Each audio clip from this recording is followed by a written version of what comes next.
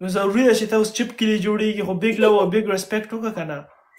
هغه به خوشحال نه ته شي. ماته کم ریسپیکټ یادې دا خو زما دپاره نه دی ما ته ته د ماته شا وایې دپاره چې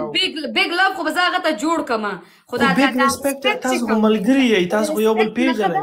چې زه دا چپ کلي جوړ شم چپ کلی ازینه اوریجنل چپ کلی دره جوړه شي او په دیوال باندې والوځي ګره خیال کو جان راځه شا چې کوم دی هغه غب شپ لګي سوري دا د شا دا نو مې ښه کړه تا ماته پنشمنټ نه دی کړی ورشه د فیسبوک پیجونه سرچ کړه تا ما کم پنشمنټ نه دی کړی بې اوقات خره نه یقین وکړه ما وی ته به دا بیګ لو بیګ ریسپیکټ وکړي که نه شا به پې خوشحال شي په دې وجه درله ما وی شا نه خوشحالېږي په دې پنشمنټو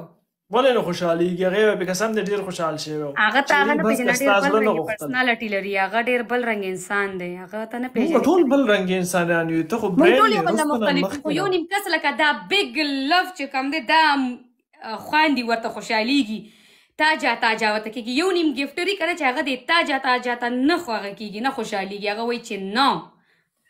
شا رښتیا وایه یو منټ صبر وکړه د شا نه تپوس کوم شا پلیز رښتیا وایه ته پې نه خوشحالېږي مطابق خبرې کوي شا صرف یس او یا نو وایه که دا پنشمنټ دی بیګ لو بیګ ریسپیکټ دپاره تاله کړی ته به پې نه خوشحالېدې ووایه ووایه ورته نرور هغه راله نرور ولیکل بس ما نه پته نشته شا خو ډېر نو بلې ښځه درته ووایي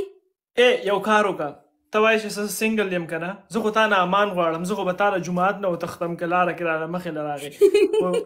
شا له سبا 2-3 ګلونه واخله که پاکستان کې اوسېږي نږدې دله ورکړه ورته دا سوات کې دی جان دا سوات کې دی او زه به وله فلاورز واخلم بلکل رښتیا شا د سوات دی او دا سوات دی دا سوات کې اوسېږي او ته د کوم ځای ته خو هم د سوات یې زه د پېښور یم زه یم د سوات بیسیکلي د مونږ یو د هغه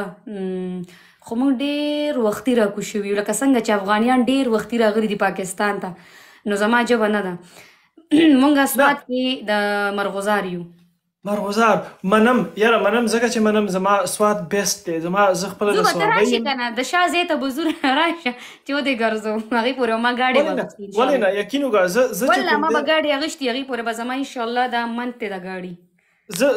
زه به ورسره روانه میاشت کې یو میاشت راځم پاکستان یو میاشت نه یو میاشت پس په سوري راځم داسې کار دی که نه چې زه صرف او صرف په سوات کې یم زه یم د ثوابۍ خو زما خپل کور نشته زه د سوات په هوټلو کې ثوابۍ ته هم زه ډېره تلم تا ته پته چې ثوابۍ ته توربېله ډیم ته تلم اول ته فشیز دی هغې ته تلم ډېر ښکلی ځای دی ثوابۍ هم ټوله ګرینري ده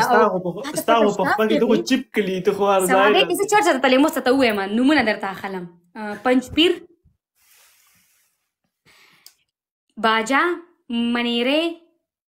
کم زه تلیم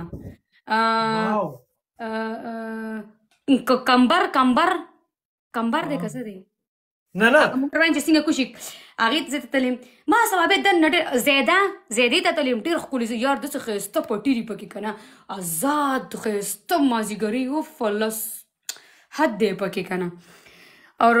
آبادي پکې ډېره نشته خو ګرینري پکې ټوپۍ له پکې تلې ټوپۍ پکې ډېره ښه داسې غټه ټوپۍ ده باجا ته تلیم ټوپۍ ته هم تلیم پکې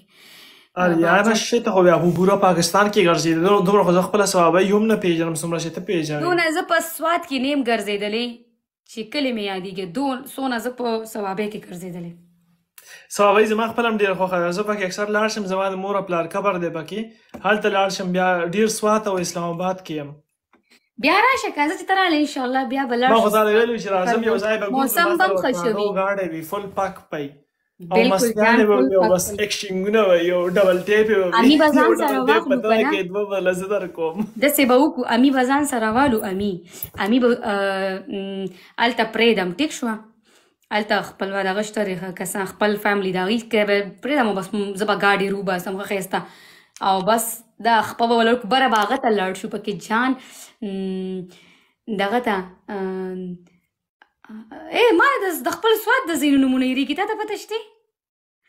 زه پکې صرف ملم جبه پېژنم د لاست ټایم تلم ګلجهاد سره هغه هغه ځای کوم دی هغه خلک چې ورته بره غر ته خیږي سګنل او ایسته چې پکې کار نه کوي او فل ګرینري دی او ښایسته